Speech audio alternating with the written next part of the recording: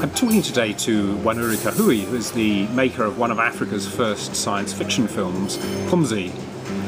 Wanuri, tell me, how did you come to get interested in science fiction?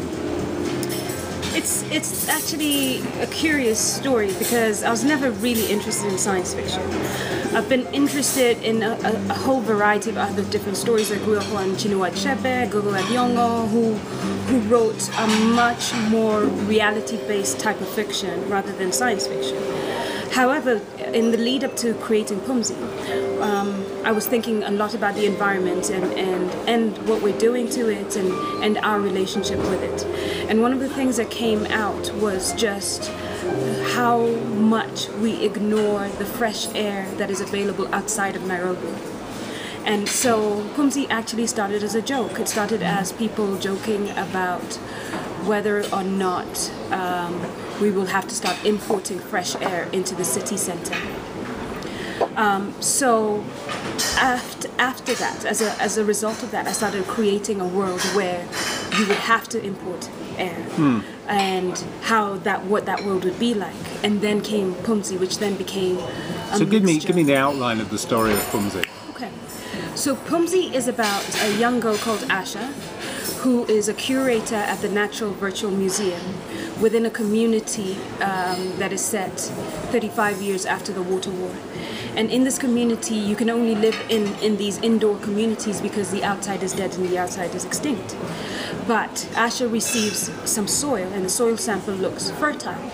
So she appeals for an exit to go outside and test if there is any more life on the outside. But she's denied an exit visa. So she conducts her own experiment and realizes that there is indeed life, and tries to escape the inside world to go outside to prove that there is life on the outside.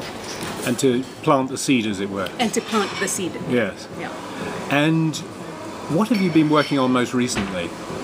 I've been working on a series of different types of films, and also I just finished a TV series. I just finished a TV pilot called Sauti about a news magazine, and it's really exploring the way the story goes from the source through the different personalities of the journalist and ends up on the paper. And that was commissioned by Turner, and we'll see what happens with it, but it was quite a challenge. It was a pilot. Yes, it was a TV pilot. So it might or might not make its way to life. May or may never be seen. We'll see what happens with that. And your next two films, what are you working on there? I'm working on two book adaptations. One is Who Fears Death, and Who Fears Death is written by Nnedi Okorafor, and she is a writer of Nigerian origin but lives in the States. And it's this beautiful, fantastical book about a young girl who realizes or comes to realize that she has this extraordinary power that is able to heal the warring factions that exist in that time and place that she lives. But because she's a girl, and because she's a girl of mixed race between the two ethnicities of the warring factions, she finds tribes, you might almost say. You might almost say tribes, yeah. But I don't like the word tribes. But because she's of mixed race, she has to rise above the anger of being a mixed race child in an age where that is very frowned upon, and become a savior. So it's almost a coming of age story of a young savior. And the second book you're working on? The second book is part of it's part of a collective of books called Imaginations, and it's two producers, Stephen Markovitz and Joe Munga, who is the director of Viva Riva, and they have created this amazing program of adapting about 6 or 7 books from around the continent into modern pieces of film. So I am doing the East African book, and different people around the continent are doing other books. So we're still in the process of figuring out what exactly the story is going to be. And how did Pumzi come to be made? Where did you find the money to do it? Well, Pumzi, it took me about 2 years to write Pumzi, and while I was writing, I would apply for grants. And the first grant that I applied for was from the Goethe Institute, which was running a program called Latitudes Quest for a New Life. And I applied for it, and I workshopped the script through the Goethe Institute, and then I applied for another grant from Focus Features, who do an annual Africa First call to entries competition.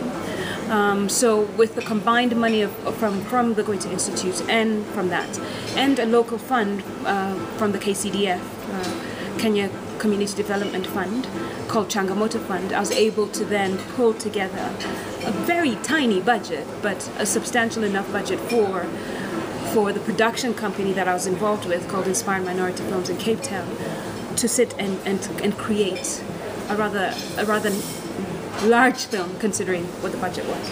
And out of that, you've found yourself producers for what will be Who Fears Death will be a feature film, won't it? Yeah.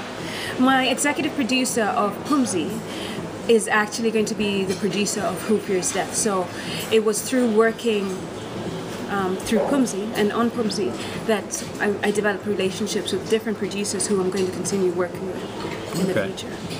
And you've got a separate company, haven't you? That I do. Is nothing to do with film. Tell us about that. I have a separate non-film company.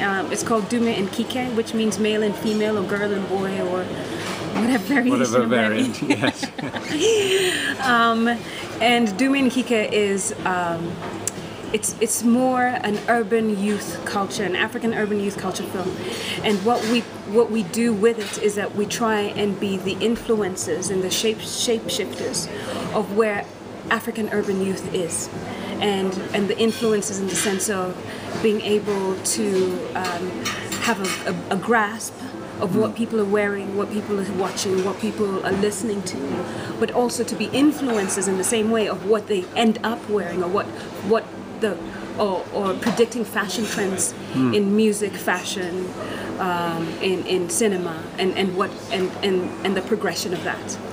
But what do you do as that company? That's what you'd like to be involved in. But what's the practical thing you do? What we do is that we have different events. Yeah. Because the ethos of the film is that we have to be part of the people who create the Nairobi we want to live in. So we bring in the DJs from around the world that we want to listen to ourselves. We create the concerts of musicians that we want to listen to and bring them here. So we are very much the facilitators in creating a dynamic, cosmopolitan, urban cultural youth here in Nairobi. And what next? Well, there's many what nexts. Yes. On the film end, I very much plan on continuing to make the films that I'm pursuing at the moment, which is Who Fears Death and whatever adaptation ends up being as part of Imaginations.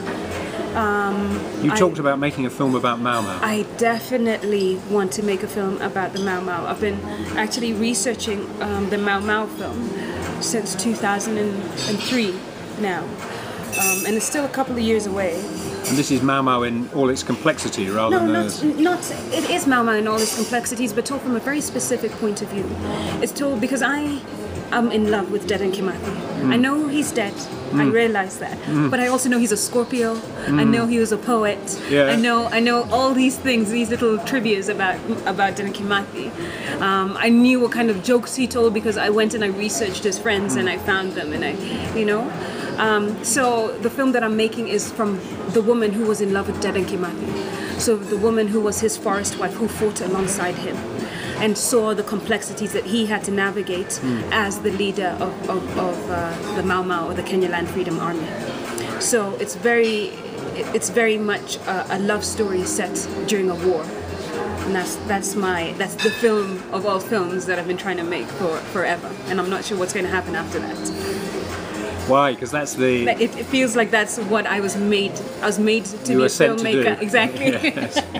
My ancestors sent me to tell this story. I'm sure there'll be many more things. Wanuri, thanks for talking to me today. Thank you so much.